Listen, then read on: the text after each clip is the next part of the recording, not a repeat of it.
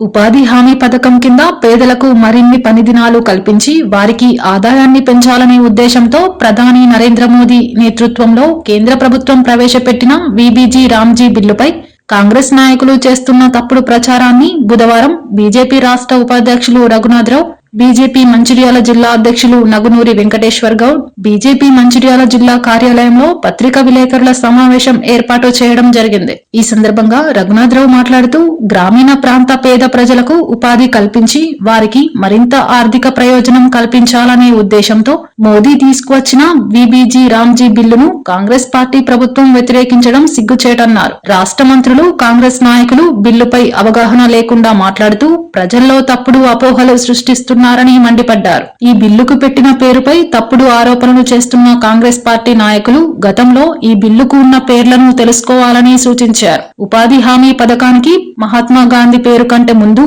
నెహ్రూ పేరు ఉండేదని, మరి ఆ పేరును అప్పటి కాంగ్రెస్ ప్రభుత్వం ఎందుకు మార్చిందని ప్రశ్నించారు. ఈ వీబీజీ రామ్జీ బిల్లు వికసిత్ భారత్ లక్ష్యంగా గ్రామీణ ప్రాంతాల్లో ఉంటున్న ప్రతి ఒక్కరికి ఉపాధి కల్పించి వారికి గతంలో ఉన్న 100 రోజులు ఉన్న పని దినాలను 125 రోజులు వారికి మరింత ఆర్థిక లబ్ధి చేకూర్చే విధంగా ఈ బిల్లును రూపొందించారని తెలిపారు. ఇప్పటికైనా కాంగ్రెస్ నాయకులు ఈ బిల్లుపై తప్పుడు ఆరోపణలు మానేయాలని హితవు పలికారు. ప్రజలు ఎవరు కూడా ఈ బిల్లుపై ఎలాంటి అపోహలు పెట్టుకోవద్దని, నరేంద్ర మోదీ ప్రభుత్వం నిరంతరం పేద ప్రజల సంక్షేమం కోసం కృషి చేస్తూ భారతదేశాన్ని ప్రపంచంలోనే నెంబర్ 1 దేశంగా చేయడానికి పనిచేస్తుందని తెలిపారు. ఈ కార్యక్రమంలో గోలి రాము, వెరబెల్లి రవీందర్రావు, ముత్త సత్తన్న, జోగుల శ్రీదేవి, కమలాకర్రావు, బియ్యాల సతీష్ రావు, మూటపలుకుల తిరుపతి, మాధవరపు వెంకటరమణారావు, రాపర్తి వెంకటేశ్వర్లు, అమీర్శెట్టి రాజ్ కుమార్, సత్రం రమేష్, రంగ శ్రీశైలం, గడ్డం స్వామిరెడ్డి, వీరమల్ల హరిగోపాల్, బేతు రవి, గోపతి రాజయ్య, కారుకూరి మధుకర్, మిట్టపల్లి మొగిలి, కృష్ణదేవరాయలు, బుద్దారపు రాజమౌళి తదితరులు పాల్గొన్నారు. మొన్న జరిగిన పార్లమెంట్ శీతాకాల సమావేశాలలో కేంద్ర ప్రభుత్వము నరేంద్ర మోదీ గారి నాయకత్వంలో వికసిత్ భారత్ 2047కి ప్రపంచంలోనే భారతదేశాన్ని ఒక నంబర్ 1 అగ్రగామి దేశంగా తీర్చిదిద్దాలంటే దాంట్లో గ్రామీణ ప్రాంతాలు అంటే రూరల్ ఎకనామీ యొక్క పాత్ర చాలా కీలకమైన పాత్ర ఉంటుంది. గ్రామీణ ప్రాంతాలు ఆర్థికంగా డెవలప్ కాకపోతే దేశం కూడా మనం అనుకున్న లక్ష్యం నెరవేరదనే ఉద్దేశంతో ఒక విప్లవాత్మకమైన కొత్త బిల్లును తీసుకురావడం జరిగింది. ఆ బిల్లు ద్వారా గతంలో ఏదైతే మన్రేగా అని ఉండేనో దాన్ని కొత్త బిల్లు అంటే అనేక సవరణలు చేసి కొత్త బిల్లు వీబీజీ రామ్జీ అనే బిల్లుని పార్లమెంట్లో పాస్ చేయడం జరిగింది. అయితే కాంగ్రెస్ పార్టీ, ప్రతిపక్ష పార్టీ నాయకులు అందరూ కూడా దీన్ని వ్యతిరేకిస్తున్నారు. దీన్ని ఎందుకు వ్యతిరేకిస్తున్నారు అనేది మనం ఆలోచించాలి. మొట్టమొదట వాళ్ళు అనేది ఏంటంటే దీని పేరు మార్చిండ్రు అని అంటారు. గతంలో ఈ బిల్లు పేరు నెహ్రూ రోజ్గార్ యోజన అని ఉండే ఈ స్కీమ్ పేరు. దాన్ని నెహ్రూ రోజ్గార్ యోజన నుంచి మన్రేగాగా మార్చింది కాంగ్రెస్ పార్టీ. నెహ్రూ రోజ్గార్ యోజన కంటే ముందు ఈ స్కీమ్ పేరు ఫుడ్ బిల్ అని ఉండేది, అంటే పనికి ఆహార పథకం.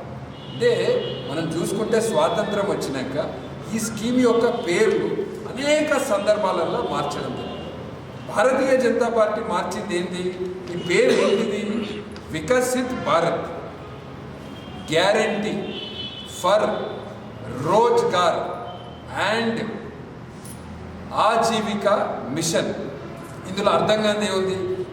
గ్యారంటీ అంటే పని గ్యారంటీ, రోజ్గార్ అంటే అందరికి అర్థమైంది, ఆజీవిక అంటే ఏంటిది? ఏదైతే దీని మీద పేద ప్రజలు, పనికి ఆహార పథక ప్రజలు ఎవరైతే దీని మీద ఆధారపడ్డారు, ఆజీవిక మిషన్. ఎందుకు వ్యతిరేకిస్తున్నారు అంటే ఈ పని ఎట్లున్నదంటే ఇది ఒకటి 100 రోజులు అన్న దగ్గర 100 రోజులు ఎక్కడ అయితలేదు, సగం 50 రోజులు ఇంత మట్టి ఎత్తిపోతారు, ఇంత చెరువులు ఏదో పని చేస్తాను అని చెప్తారు, లెక్కలు రాసుకుంటారు, గవర్నమెంట్ నుంచి పైసలు తీసుకుంటారు. దీనికి ఒక ప్రాపర్ అకౌంటబిలిటీ అనేది లేదు. ఏ పని మీద ఎంత ఖర్చు అయింది, నిజంగా ఇన్ని కోట్ల రూపాయలు ఖర్చు పెడతాం, మరి దీంతో ఏమైనా ఉపయోగం ఉన్నదా అనేది ఆలోచన లేదు. ఇది కేవలం కాంగ్రెస్ ఎమ్మెల్యేలకు, కాంగ్రెస్ పార్టీ నాయకులకు, కమిషన్లు, ఒక అవినీతికి ఒక పెద్ద దందాగా మారింది ఈ మన్రేగా పథకం. అందుకనే దీంట్లో అనేక సవరణలు తెచ్చాయి. ఇప్పుడు తెచ్చిన సవరణ ఏంటిది? మొదటి సవరణ 100 రోజులది 125 రోజులు చేసింది. నిజంగా కూడా ఒక కుటుంబానికి 100 రోజుల పని జరిగితే ఆ కుటుంబానికి 30,700 రూపాయలు ఈ బిల్లు ద్వారా వస్తాయి. ఇప్పుడు ఇంకా 25% పెరిగింది. అంటే ఇప్పుడు 37,000 రూపాయలు ఆ కుటుంబానికి వస్తుంది. అంటే కుటుంబం యొక్క ఆదాయం, పేద కుటుంబం యొక్క ఆదాయము కరెక్ట్గా చేస్తే ఈ బిల్లు ద్వారా ఇంకా 25%. కాంగ్రెస్ పార్టీ ఇలా ఈ కమిషన్లు కొడటానికి వాళ్ళకు ఒక మంచి స్కీమ్ ఉండే, కాంగ్రెస్ ఎమ్మెల్యేలు కాంగ్రెస్ నాయకులకు డబ్బులు సంపాదించడానికి ఈ స్కీమ్ ఇక పనికిరాదనే భయాందోళనతో ఇవాళ కాంగ్రెస్ పార్టీ తప్పుడు ప్రచారం చేస్తుంది. కానీ వాస్తవం ఏంటంటే దీని ద్వారా గ్రామీణ ప్రాంతాల్లో ఉన్న పేద కుటుంబాల యొక్క ఆదాయం పెరుగుతుంది.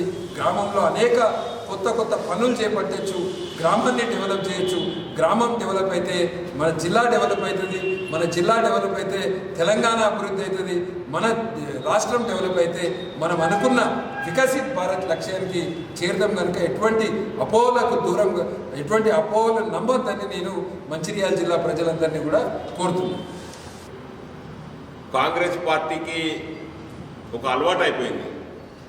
భారతీయ జనతా పార్టీ ఏ బిల్లు పెట్టినా వ్యతిరేకించాలి, దాంట్లో ప్రయోజనం ఎంతున్నది అని ఆలోచించకుండా ఉపాధి హామీ ద్వారా 100 రోజుల యొక్క ఉపాధిని 125 రోజులకు పెంచినా కూడా ఉపాధి ఎక్కువ రోజులు వస్తుంది, ఎక్కువ మందికి కల్పిస్తాం. అనేక రంగాలను ఈ యొక్క ఉపాధి అంశం లోపల చేర్చినప్పటికీ కూడా కాంగ్రెస్ పార్టీ కావలసుకొని బీజేపీని అబాసు పాలు చేయడము, లేకుంటే అప్రతిష్ట పాలు చేయాలనేటువంటి ఏకైక లక్ష్యంతో ఇలా వాళ్ళు పనిచేస్తూ ఉన్నారు తప్ప దేశ ప్రయోజనాల గురించి ఆలోచించేటువంటి స్థాయి కానీ ఆ లక్షణాలు కానీ ఇవాళ వాళ్ళు కోల్పోయారు కాంగ్రెస్ పార్టీ అని చెప్పి ఈ జీరాంజీ బిల్ అనేది ఒక ప్రత్యేక ఉదాహరణ అని చెప్పి నేను ఈ సందర్భంగా మనం చూస్తూ ఉన్నాం. మరి కొంతమంది ఈ రాష్ట్ర ప్రభుత్వము జీరాంజీ బిల్లుకు వ్యతిరేకంగా మరి తీర్మానం పాస్ చేయడానికి ఎంతవరకు సమంజసం నాకేమో అర్థమైతలేదు. వాళ్ళు ఏదైతే కేంద్ర ప్రభుత్వం బిల్లు చేస్తుందో దానికి వ్యతిరేకంగా ఉండాలి అనేటువంటి ఒక ఆలోచన తప్ప బేసిక్గా ఎన్నికలకు పోతున్నాము అంటే ఎన్నికలకు కావాల్సింది ఏంటి? ఓటర్ లిస్టు, దాని భౌగోళిక పరిస్థితి, ఏ ప్రాంతానికి ఓటర్ ఎన్నిక జరుపుతున్నాం అనేది కూడా క్లారిటీ ఇవ్వాలి. ఎన్నికల అధికారుల దగ్గర లేదు. 60 డివిజన్ల లోపల మంచిర్యాల మున్సిపాలిటీలో, మంచిర్యాల కార్పొరేషన్ లోపల డివిజన్ బౌండరీస్ ఏర్పాటు చేయకపోవడము, రూట్ మ్యాప్ ఇవ్వకపోవడము ఎంతవరకు సమంజసం అని చెప్పి నేను ఈ సందర్భంగా మనం చేస్తూ ఉన్నాను. కాంగ్రెస్ పార్టీ నాయకుల దగ్గర, ప్రేమ్ సాగర్ రావు గారి అంచెల దగ్గర ఓటర్ లిస్ట్ ఉంటుంది, కమిషనర్ భారతీయ జనతా పార్టీ నాయకులకు ఓటర్ లిస్ట్ చేయడు. ఎంతవరకు సమంజసం అని ప్రశ్నించినప్పుడు నేను ప్రశ్నిస్తూ ఉన్నా. కమిషనర్ గారు ఎలక్షన్ కమిషన్ దగ్గర పనిచేస్తూ ఉన్నారా, మరి ప్రేమ్ సాగర్ రావు గారి దగ్గర పనిచేస్తూ ఉన్నారా? ప్రేమ్ సాగర్ రావు గారు ఇంట్లో జీతం తీసుకుంటున్నారా అని చెప్పి నేను ఈ సందర్భంగా ప్రశ్నిస్తూ ఉన్నా. ఈ యొక్క పక్షపాత విధానాలు అధికారులు మానుకోవాలా? అన్ని పార్టీల నాయకులకు ఓటర్ లిస్ట్ ఇవ్వాలా? ఎందుకు ఓటర్ లిస్ట్ ఇయ్యారు? మున్సిపాలిటీలలో ఓటర్ లిస్ట్ ఇస్తారు, కార్పొరేషన్లో ఎందుకు ఓటర్ లిస్ట్ ఇవ్వలేదని నేను ఈ సందర్భంగా ప్రశ్నిస్తా ఉన్నా. ఈ విషయమై మేము రాష్ట్ర పార్టీ దృష్టికి తీసుకుపోతాం. రఘునాథ్ వెర్రపల్లి గారి నాయకత్వంలో ఎలక్షన్ కమిషన్ కూడా ఈ యొక్క కమిషనర్ గారి మీద కంప్లైంట్ చేయడానికి భారతీయ జనతా పార్టీ సిద్ధంగా ఉన్నది. భవిష్యత్తులో కూడా నిష్పాక్షికంగా ఈ యొక్క కార్పొరేషన్ ఎన్నికలు కావచ్చు, మున్సిపల్ కౌన్సిల్ ఎన్నికలు కావచ్చు, నిష్పాక్షికంగా జరపాలని అధికారులకు మేము విజ్ఞప్తి చేస్తా ఉన్నాం.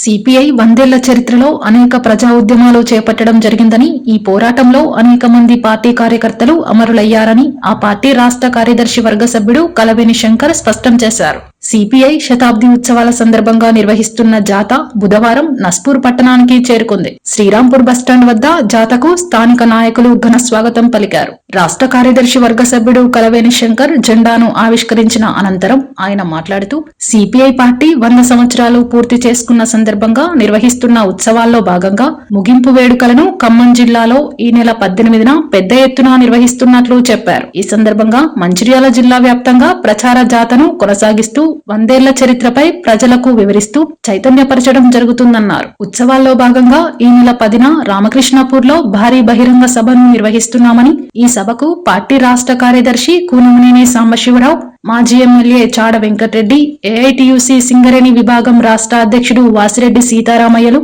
హాజరవుతున్నట్లు తెలిపారు. ఈ ప్రాంత ప్రజలు పెద్ద సంఖ్యలో హాజరై విజయవంతం చేయాలని కోరారు. ఈ కార్యక్రమంలో సిపిఐ జిల్లా కార్యదర్శి రామడుగు లక్ష్మణ్, రాష్ట్ర సమితి సభ్యులు మేకల దాసు, బెల్లంపల్లి నియోజకవర్గ కార్యదర్శి దాగం మల్లేష్, మండల కార్యదర్శి జోగుల మల్లయ్య, నాయకులు రేగుంట చంద్రశేఖర్, లింగం రవి, వీరభద్రయ్య, రేగుంట చంద్రకళ, కారుకూరి నగేష్, ముస్కె సమ్మయ్య, మిరియాల రాజేశ్వరరావు, కొత్తపల్లి మహేష్ తదితరులు పాల్గొన్నారు.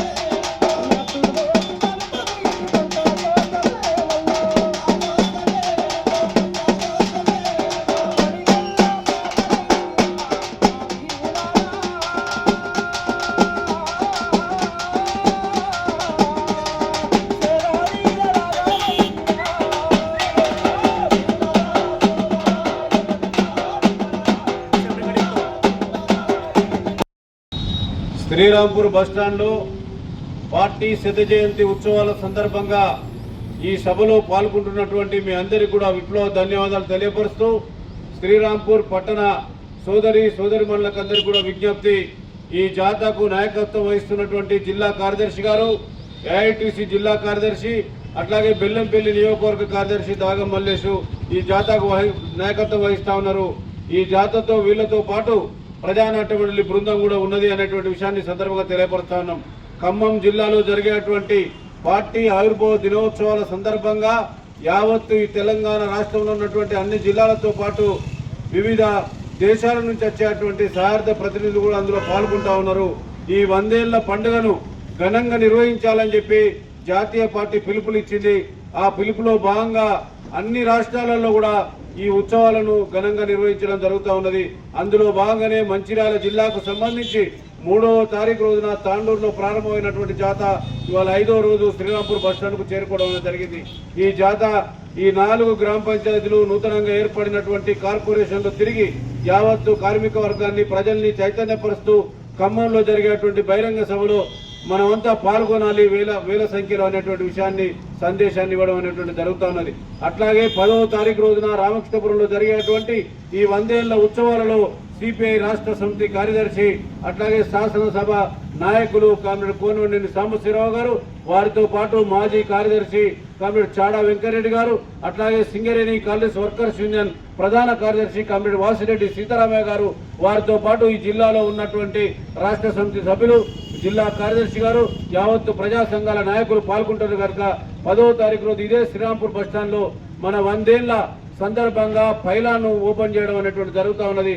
అందరూ కూడా భాగస్వాములు కావాలని చెప్పి మీ అందరికి విజ్ఞప్తి చేస్తూ ఈ 100 ఏళ్ల ప్రస్థానంలో సిపిఐ సాధించినటువంటి హక్కులు, శ్రమజీవుల హక్కులు, రైతుల హక్కులు, కార్మిక చట్టాలు, యావత్తు ఈ దేశంలో మానవాళి మనుగడ కోసం ఈ ఎర్ర జెండా పోరాటాన్ని కొనసాగించింది అనేటువంటి విషయాన్ని ఈ సందర్భంగా తెలియపరుస్తా ఉన్నాం.